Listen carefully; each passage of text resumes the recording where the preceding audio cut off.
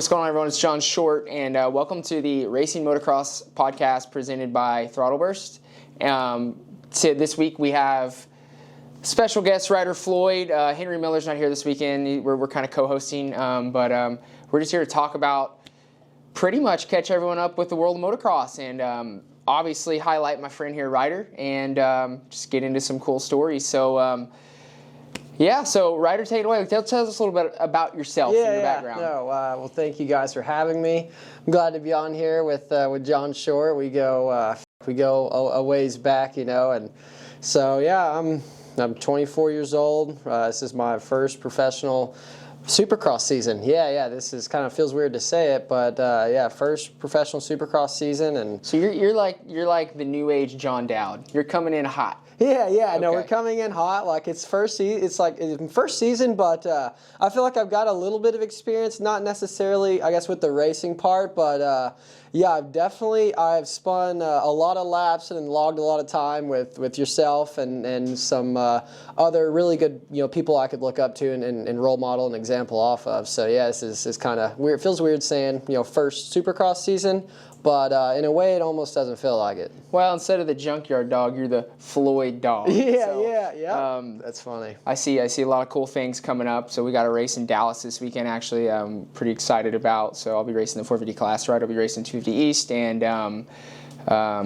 if any of you guys are in the area, it's a cool event. But, so like what just thinking out loud here, like when did you get your first bike? Like what started this whole thing for you? I got my first bike was a KX65. I remember it clear as day. I was scared to death of it. I think I was around 5 or 6 years old. And I got my first bike and rode around the yard, just circles around the house and stuff like that. My dad was kind of into motorsports, whether it was racing cars, motorcycles, dirt bikes, street bikes. It really didn't matter to him. But I just started riding a KX65, and we went to my first race was at North 40 Cycle Park in Sherman, Texas. And I guess this probably would have been around 2006. And it just hooked me from the very start. I really enjoyed it. I remember being, super scared on the gate for the first time, and it was for me. I remember clear as day racing in North 40, and I got second place, and it really it gave me a feeling that was obviously you can't match, So that's kind of how I got started for me, and just a local racer really. And so 2006 was that. Who was your favorite rider at that time? Like, I take it you went to the Supercrosses and you were like an all-in fan. You didn't just have a bike in the backyard after school. To this day, I use Makita power tools because of Ricky Carmichael. Ricky Carmichael, and obviously Ricky and James and Chad Reed were the three to me that were like a really big deal and I really looked up to. But I also I was a big fan of like what felt like, the Texas guys, the guys that were close to this area, like, Blake Wharton, and Kyle Cunningham, Trey Kennard even. Like I was always a big fan. I was a big fan of Villapoto too, because I got to kind of see some of his lights career and remember watching him and Ben Townley race each other. And but I was also, I was a big fan of just like the Texas guys also. What about Josh Grant, the Grizz? I like Josh Grant. I remember the number 24 on the Honda with Villapoto, and was it probably 2007 or so, 2008, something like that? Was it the Tisco, or what was, you remember that team? It was Torco. Torco was their title sponsor for a period. So I remember Jake Weimer and Josh Grant on the team. Like I remember watching them, and I remember seeing Josh when he won at Hangtown. It may have been his first win, or he won at Hangtown. I remember seeing it on TV, and so I kind of grew up watching that era of Villapoto and caught the end of Carmichael. Yeah, that was early four strokes. I think I remember that race. Josh Grant was 386, and he I don't think he won. I think he led the entire race and stalled his dirt bike and couldn't start it. Okay, yeah. He had like a 15-second lead on everybody and couldn't start his dirt bike. Yeah, no, I do, like, I remember, just parts about that race, like, and obviously I thought the No Fear gear with the showy helmets and the Honda, like, I thought all that was, like, super cool as a kid for sure. Like, I was definitely paying attention,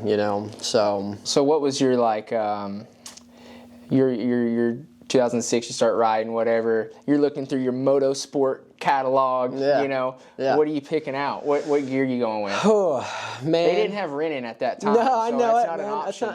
Unfortunately, it's not an option, but, I was a really big, like, when Stewart and Carmichael were in Fox, to me, like, I looked at Fox and Stewart and Carmichael, like, that was, they had the coolest gear. I thought the coolest gear, the coolest helmets, the Rockstar Makita Suzuki. I was always a big fan of the Suzukis, and so I would say I was more of I was a Fox Oakley combination. I looked at those two brands, with big eyes for sure. Yeah.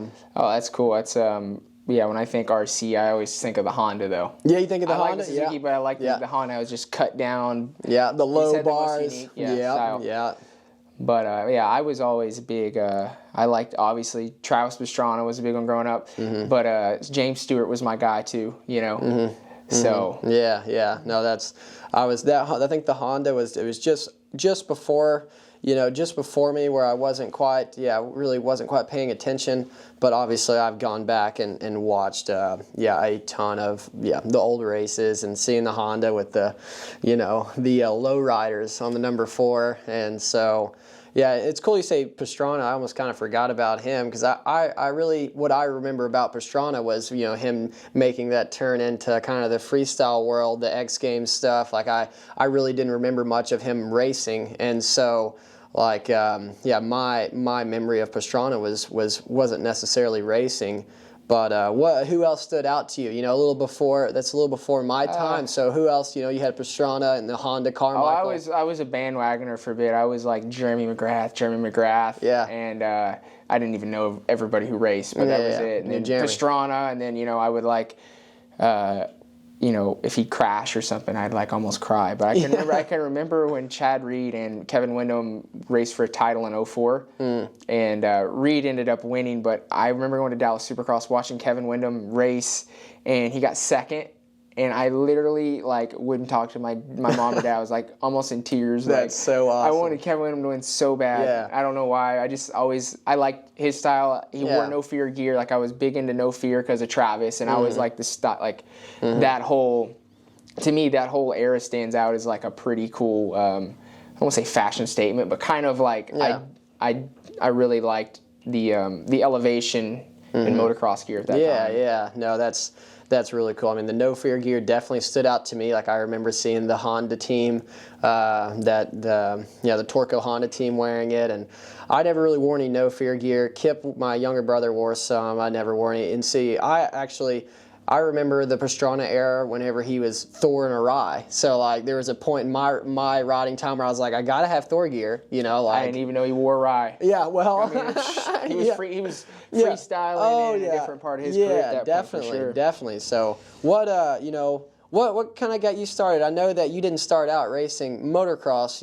I know you started out on a little different road. So, kind of, where was your motorcycle riding career start before the racing? Yeah, my trajectory was a little different, but I didn't grow up like some of the guys that are raced that like they were able to walk. They started racing and they were going to be Ricky Carmichael. We always just did it as a family sport for fun on the weekends. Take the camper. We didn't have camper. We'd go sleep in tents, the off-road races, and I think I did my first racing series at 6 or 5, something like that. I did my first race at 5. I had a Suzuki JR 50. Then we got the KTM 50, and Dad was like, "We're going racing. You're going to win the 50 amateur off-road local T." And I had a lot of fun. So we had from the time I was 5 until I was 13, off and on, my dad raced, I raced, and we all competed in that off-road world. TCCRA, Toro, Torn, any given weekend. But yeah, I got into motocross when I was probably 13. because I would go to the off-road races, and I always describe it, I felt like I was more serious than everybody else there. Like, I wanted to win so bad, and everyone was there for a good time. Yeah. So yeah. I look towards trying to compete at Loretta Lynn's. So yeah, no, that's like what I remember. I think my first memories of John Short were, you were on the KX Super Mini, really just I guess right off of small bikes and riding a KX Super Mini, and I remember seeing you in Pilot Point at Rabbit Run, and I was just kind of starting to I guess blossom a little bit into the racing side of things, and it's so funny. Like I remember seeing you and thinking like, he looks like a pro on the Super Mini. The form, the technique, like I'll never forget being on the 65 and watching you race, and kind of like that was kind of where I felt like our relationship started a little bit, was when you were on this KX Super Mini. I remember seeing you riding with you some in Pilot Point at the Rabbit Run track, Yeah, definitely. That was I remember that pretty vividly with little local motocross track sponsored you as well, and I don't really know that they sponsored either of us, but we had matching helmets, and I don't even know if we ever got graphics, but it was a short deal, but we had a lot of fun, and I think more than anything, our dads got to hang out of the deal. Oh, for sure. So, no doubt. And so it's funny how just, small world, and how kind of like just from then to now, how everything is like worked out and played out, like you said, we were kind of the local motocross track sponsors, and we at least had matching helmets, And a free place to ride. And a free place to ride, and I felt like, we beat both of them up, the track and the helmets, so it was, and then in between that, the dads are beating up everything else, so it's funny. It's really funny to look back at, like, really, good memories and good times, and it's definitely cool to kind of see, like, just from then to now, like, here you and I are still, we're doing a podcast together, still, riding together, and what I would consider like really close friends, and have experienced some, for me, a lot of first timers. I know it. Definitely. Can't like, be too definitely. Low down. Definitely. So it's pretty cool. I feel like we've had some, at least for me, I've had a lot of first times with you, and a lot of cool memories. I think. You and just kind of the group around, like, you were a big influence on me, especially from, we always kind of, I feel like, kept in touch for a while, and then when I was 17, turning 18 around that time, like, you and I kind of started to reconnect really and get together, and it was always funny because you were, like you wanted to, you were push me, and it was kind of like the first time I felt like I had somebody that was wanting to push me, that really cared, and so it's funny, like, we kind of reconnected when I was, I would say 17, like, and started riding a lot together again, and here we are. I'm 24, and I've seen you with a bunch of low two-digit numbers and different brands, and we've even been teammates at times on teams, and so really I think it's pretty a pretty cool deal how everything has worked out, definitely. Like, I feel like we've seen some guys come and go, and we've seen just a lot of things kind of together, really. So definitely. There's it's interesting where life takes you, where every new person you meet, and how different doors open, and if you looked 10 years back, you probably wouldn't think you'd be riding a motorcycle. I know I definitely, there's things I've done I never would have thought I would have accomplished, but it's pretty cool to look back and see through friendships and stuff like that, where life kind of takes you, But I've definitely enjoyed the ride. That was a cool time for me too. I was doing a lot of riding by myself around here, and you stayed at the apartment a lot, and it was kind of fun for me to have a little brother, or really someone I could kick in the dirt. And have someone to chase around the track, and honestly kind of motivate me, and give me someone to kind of pick on and feel dominant. Sometimes you got to feel like the big dog. Oh, for sure. And that was definitely, like, I was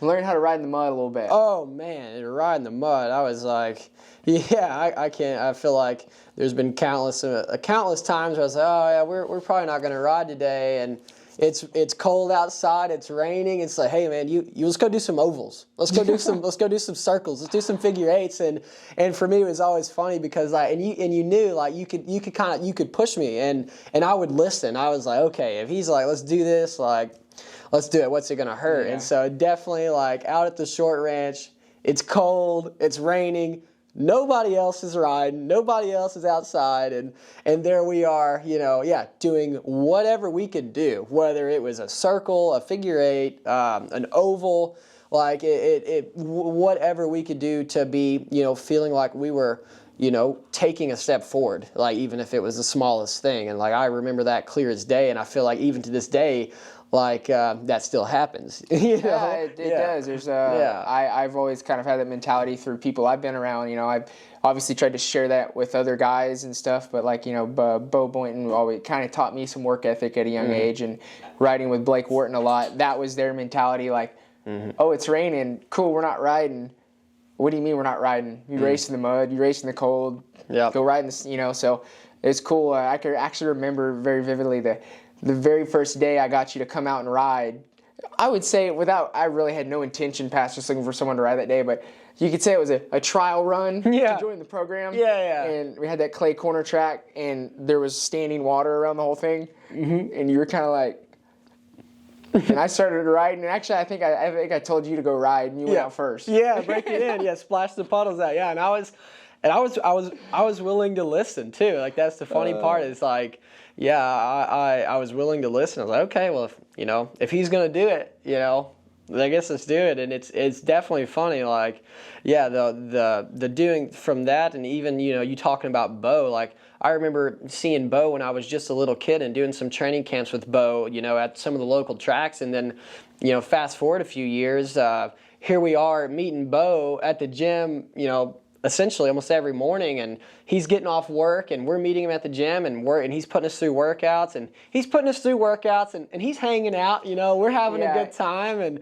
and then even with Blake, like I remember kind of being around Blake when I was really young too, and then fast forward years, and there we are. We're all going to the gym in the morning with Bo. It's me, you, and Blake, and like to me, I definitely would have never thought that I would have been, I guess, kind of in that position. But like looking back at it now, it's like, man, like it was really cool to kind of live through that, and like I learned a ton, especially like being around you and Bo and Blake and even Jim Lewis. Like there was I would say like a handful of guys that really influenced me, really was like a really good role model, really good role model, and taught me a lot about just, it doesn't matter what you're doing, but like, taking pride in what you're doing. Yeah. Like that was a huge lesson that I had learned from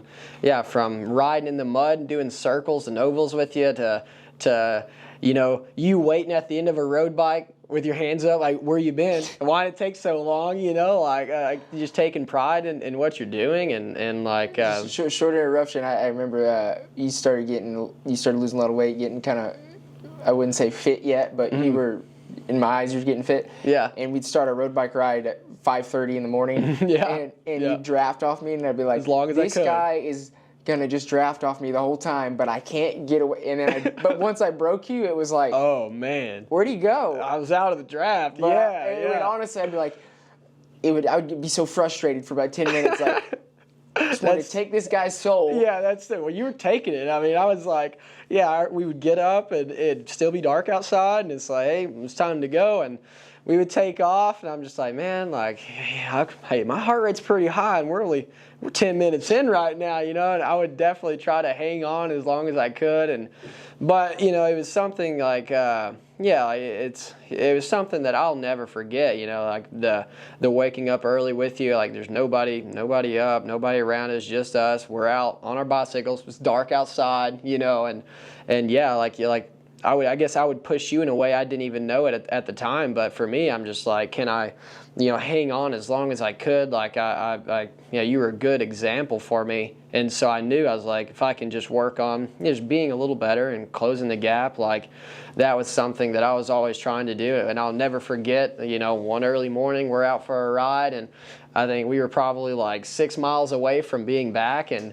literally the crank on my bicycle, my whole pedal came apart, and I had one pedal, and like he's far enough ahead. I was yelling at you, I was trying to get your attention. I think I tried to call you, and no answer, and you're just, you're up there, you're just grinding. You're we were on the way back. Yeah, we were on the way back. Yeah, we were not super far away, probably like 5 miles maybe, 5-6 miles away or something. And obviously when I was down to the one pedal, like, you went on, and I'm sitting here. I kind of stopped for a minute to try to unclip the pedal from my foot, and I couldn't quite get it. And so I was like, all right, well, let's just go ahead and keep going and finish this off with one leg. And I remember getting back, and you're just like, where you been?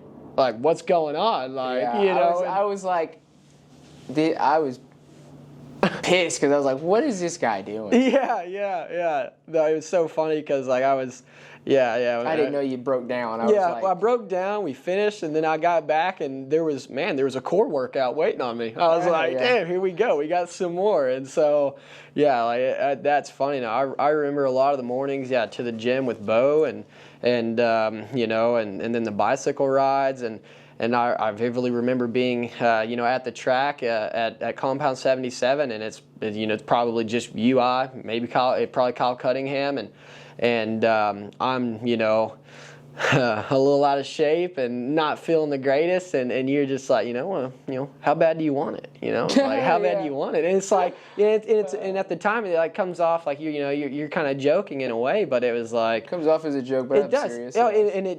You were, and I was trying to be too. So I was like, how bad do I want this? Like, we got to keep pushing, and so for me, like, I feel like I'm still able to be in the position I am for sure because of a lot of the things that we did, because it taught me a ton, and it's really good times looking back on it all. Like, I know there was a lot of suffering for sure for me, and I know you as well, but like, it was really, really cool. Like, I was able to, mechanic for you at some Supercross races. Like, now is my first time to go down to the floor of a Supercross. I actually remember that in Dallas in 18. Yep. I didn't realize you'd never been on the floor of a Supercross. No, yeah. And so, like, and for me though, like, I wasn't like, I thought it was, I trusted you, and I was like, I can help him, and I'll listen. And I remember I mechanic for you at some races, and like.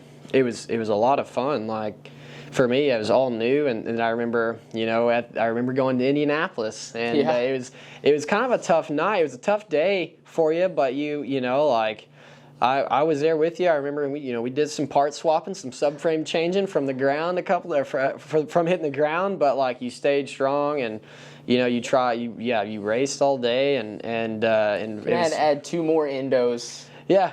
To my list that I was working on earlier. Well, we were running out of parts for sure. We were running out of parts, but for me it was really cool though, because like I wasn't at the time like sure what I was wanting to do and what was going on. Obviously, I wanted to race, and this is a super tough sport to be in. From really kind of every aspect, from health to financially to everything about it. It's super, super tough, and so like I was still in that transition of like kind of working towards a goal of being better and wanting to be a professional racer, but still kind of at a point to where, I wasn't, I guess, like mature enough or really, wasn't, I guess, quite ready for that step, I feel, until kind of like the 2019 year, like for me at least. Like it took a lot of discipline from us working together, me working with you, and doing all the riding, the bicycling, the gym, learning what discipline is, and so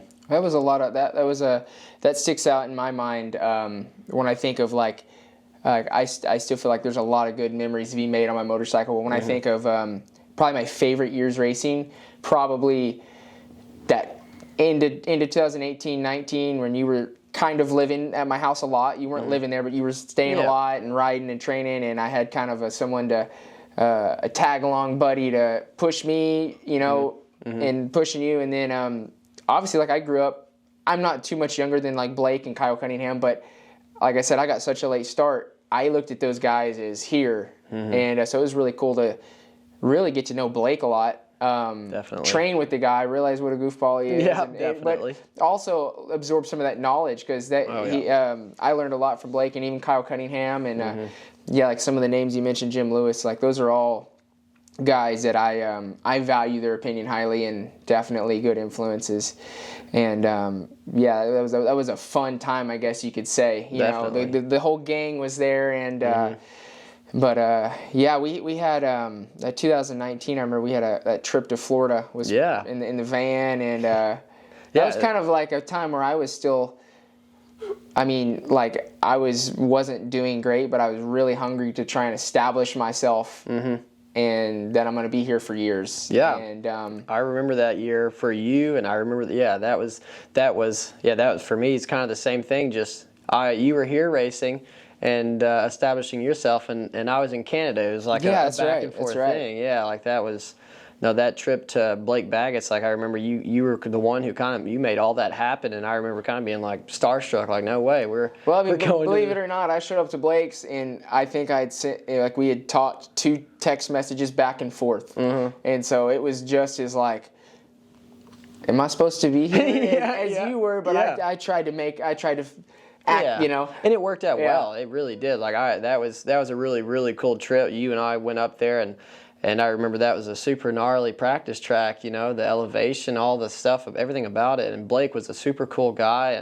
And I remember specifically around that time, like you were riding like I'd never seen you. You were, even at the practice track, it was crazy to see, you know, like you were just going so fast, and your fitness was so good, and it stood out. And I remember that weekend that you flew from there to Millville. And it was kind of like kind of the breakout for you of that year. Like that's where it seemed like the ball started rolling. You know, like I don't remember your exact moto finishes from the Millville race, but I remember that was like, you know, that to me, in my eyes at least, it was like you got the ball rolling there. Like how do you? What's your memories on that? Definitely, like to me, going to Blake's, riding with Blake, even though he was in a period where he wasn't riding a lot, seeing him ride a couple times, being in that environment.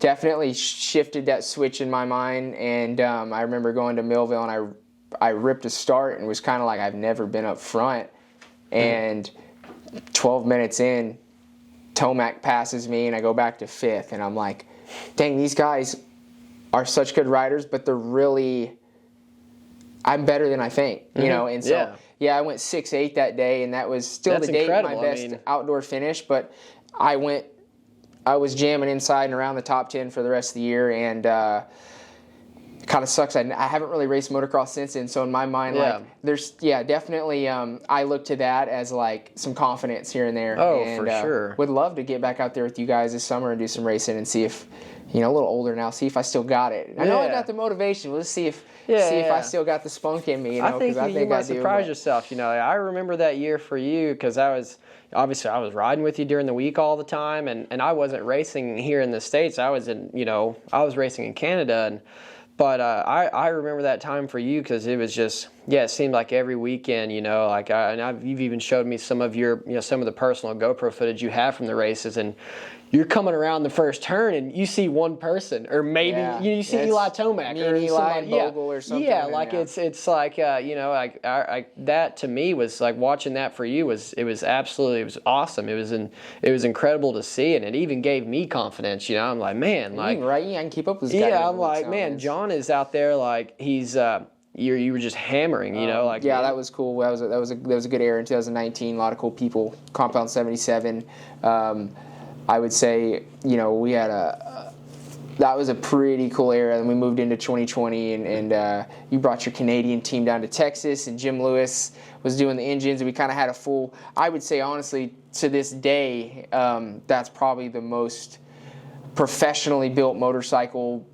I wouldn't say the team infrastructure was like a 10, but like, man, the bikes were good, spared no expense, and I thought, like you were riding awesome. You had an injury, unfortunately. I mean, so what was that time period like for you? Yeah, you finally had a really good bike, a shot turn Supercross. Yeah, no doubt. Yeah, that was a really good time. Like I was coming off the 2019. You had a great outdoor season, and I had a good season in Canada and a good Monster Cup race. We had a pretty good off season too. Yeah, we did. Yeah, it was really good, and it was cool because the whole Canadian team and crew of Frank and everybody, like, we basically moved everything to Texas and put together that deal, and I felt like the off season it went so good, and still to this day I remember like that bike.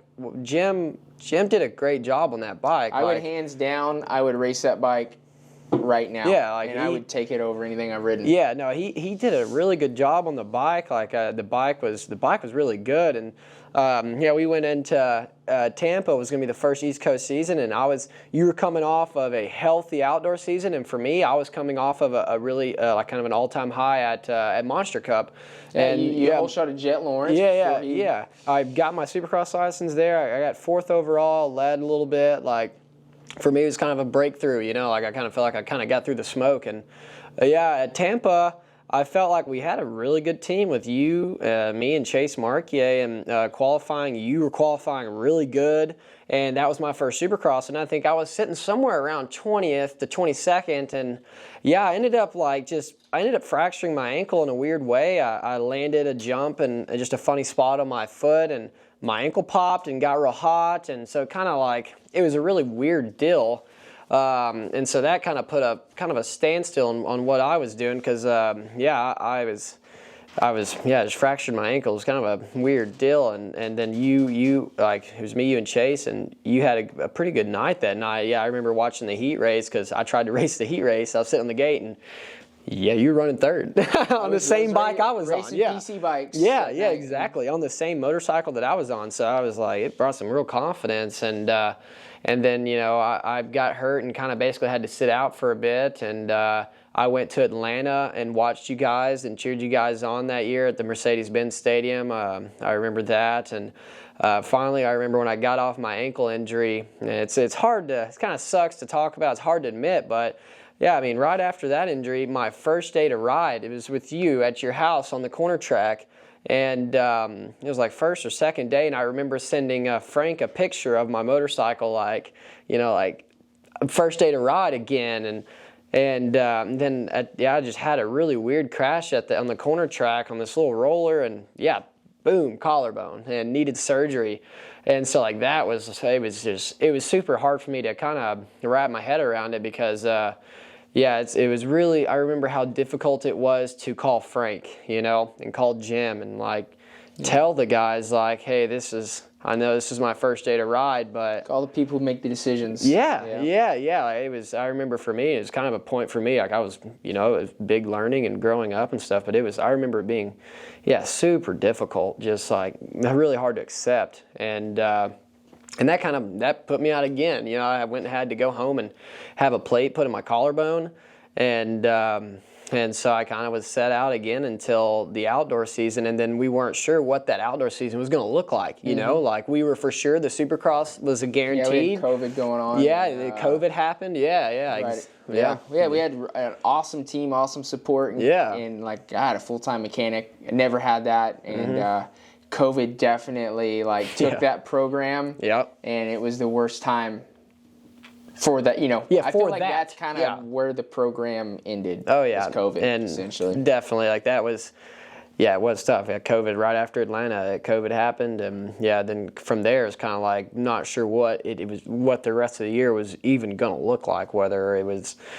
That was fun in itself, though. I mean, I know you had the injuries when you got back from the injuries, and we didn't have any races on the agenda. No. But the team was fortunate enough to keep bikes under us, and I remember, no one was allowed to go to work, whatever, and I just remember, dude, this is so much fun because, I just can go hammer every day. Ride outdoors, now I'm going to go ride Supercross. But it was riding all summer. And, Yep. But no, that's cool. I felt like you were in a spot to do really well in the Supercross series. I actually remember Tampa. There was a triple out of a rhythm lane. I didn't know he was hitting. I saw Sexton hit it, and I was like, "Man, I don't see myself hitting that." And then you were like, "Yeah, I hit that once," and I was like, "Wow." Yeah, I wasn't even on my radar. That's funny. That's kind of that's kind of cool, and you had a couple injuries since then, and so it's cool to see you now in a spot where you've had a lot of riding time leading up. You're on a very good program, an established program, good support, good riders, good teammates, and it's almost like even though you've had a few stabs, it's almost like year one again. But you're healthy. You got a great support system. It seems like, and I think you got a good year ahead of you with some. with some consistent results, and thank you. A lot of building to be done from here. Like definitely nothing but good things from here. Hopefully, so. No, I appreciate it. I'm super excited, super blessed with everything. Everything I feel like has worked out as it should have, and now I'm super glad to have you back here in Texas, back at home, and kind of get the group back together. Of I feel like we've got a solid group in Texas of guys that are willing to put the time in, willing to do the motos together, willing to kind of like, set the ego aside and like, let's get better. And I'm not leaving my ego at home. No, well, who knows? Who knows? I don't have an ego yet, though. We'll see. But I'm glad that you're back. And, I watched you ride today, your first day to ride on the Kawasaki. And, to me, you look just like you did that day when you passed me at your house before you left to go to California. You looked really good riding the bike again. And obviously, like, there's going to be some growing with that, so I'm super excited for my season, and I'm super excited to have you back and you're healthy, and going to be we'll be able to put in some time and some laps together. Like I think it'll be a really good season. We'll have a lot of fun. A lot of the same faces growing up riding with Henry's obviously moved here, but like Grant Harlan and some of you guys that were young kids growing up. Now y'all are like in the prime of y'all's physical being and riding really well, and I kind of feel like the older guy, but I'm definitely excited for the challenge. I felt like since that 2020 season, I haven't really had that same, like, that good of a program. I've had ridden for some cool organizations and stuff, and recently with the Beta deal, and man, those guys are awesome. But so I'm really looking to try and get these Kawasaki's dialed, and I know David at Jones Power Sports, he's backing me, and that's exciting also. And so so down to it here, like what we're sitting here at the we're having some technical difficulties, but no worries. We've been looking at this thing the whole podcast. We know what it said. Lightning Rod Energy. That's why we're here. It's a Lightning Rod presented by Throttle Burst Motocross Podcast. What brought you here in this seat right here? Tell us a little bit about this product that we're here talking about. Man, the guys at Throttle Burst, like, it's kind of awesome. Who we got at Throttle Burst? Who are the guys? We got Mr. Daniel here himself behind the camera. He and his dad were out at the track, and we started talking, and then obviously I'm seeing the products around, and I was able to get my hands on some and try some, and like I think that the guys, that they've got great morals and they're great people, and so for me, it made me want to be a part of what they were doing in any degree that I am, that I can be. And so they've been out the track with us. They were out there today, and we're here because of the lightning rod. I mean, that's always the goal, right? Have people around you that can elevate you as a person, 100%, not bring you down. And 100%. These guys are new to the sport of motocross. They're obviously they have athletes in other realms as far as bull riding and all kinds of stuff, but. That's when I first met them at lunch. I was like, man, these guys are good people, and they've got an amazing product. A little background on me. I'm narcoleptic. I fall asleep a lot. That's a struggle of mine. And this is a cool product because it, it doesn't have any sugar. It's comprised of mainly natural ingredients and kind of a healthy energy drink, if you will. And so it's something I can take to help me get through the day. And so obviously you see here they did up a cool helmet. We'll wear it a race here soon. Travis Pastrana replica, and it's definitely cool to have new people involved in the sport. Yeah, no, it definitely is. It's cool to see. They've kind of stepped in, and they, like you said, they've got some guys. They've got some PBR guys, some road racing guys. Like, and to me, what brought me, at the end of the day, I think what brought me here with the product is the people behind it, for sure. Like, I feel like right away, just good people, and so. Super blessed to be here. Really cool to be here to do this with you. So I know you've been doing street promos. You've actually a little fun fact. You got a part-time job, and you also help support your racing. You hand these things out to workers, and you've been giving out the wrong address, but throttleburst.com. Pick these guys up. You can type in short 199 code. It'll get you everything you need. But anyway, these little guys are neat. I had something on my mind, but it's all good. And another thing, you want to help support the athletes. that are a part of this product and this sport. Ryder Floyd has a merch line coming out that'll be featured on ThrottleBurst.com. Yep. I personally have my own website, shopjohnshort.com. Follow me at johnshort43, YouTube, Instagram, Facebook, and look for more exciting things to come from all of us here. But just kind of sum things up here this weekend. This is actually some GoPro footage of Ryder. I don't really know what he's doing, but yeah, we're just hanging out at the track, He's riding, getting his stuff dialed in. Actually, this was yesterday. He's getting ready for Dallas Supercross this weekend. We have Arlington Supercross. So, any of you guys that are local, come out to the race and buy a ticket. Get into the pits. Come check out your boy Ryder Floyd here. I'll be in the back somewhere with a van and a canopy chair. Come hang out with us and watch how it unfolds. Yeah, no, definitely come out. I think especially all the friends, the family, the businesses. I think being able to come to the local race here in Dallas, it's a really, really cool opportunity, especially for racers to. Yeah, for me, this will be my first ever Dallas Supercross, and so I cannot wait to have friends and family and local businesses and everybody just come and say hello to the riders and grab a picture or even just say what's up, because it definitely, I know for me and some of the other racers, it means a lot. We're really glad, really happy to be there. So yeah, definitely if you've got some time on Saturday, it'll 100% be worth it. Yeah, come say hello to all the Texas guys and then watch us go for it Saturday night. I know that there's a really good group of guys here in Texas that are some serious racers. So you should definitely come on out. The only tracks I like are the ones I finish well on. Those are the ones I like. It'd be the crappiest track. But what I look for in Dallas, the dirts, honestly, we used to practice at a track in Oklahoma, Compound 77. It's actually, I feel like, got similar dirt in a way. It's kind of hard base, but fluffy, red Oklahoma dirt. This is Texas, but I look for the track to kind of get a hard base, kind of get choppy, and just have some set-in lines around it, 3, 4, get pretty beat up, but be slick. Look like it has more traction than it does. Mm-hmm. Yeah. So this will be my first one, so I'm just going into it with open mind and just going to try to focus on some key points for me, good starts, and just ride with some intensity. Try to push my way forward where I want to be. Yeah. Well, thank you guys for joining the Racing Motocross podcast presented by Throttle Burst, and tune in next week, and your co-host Henry Miller will be here with a smile on his face to greet you.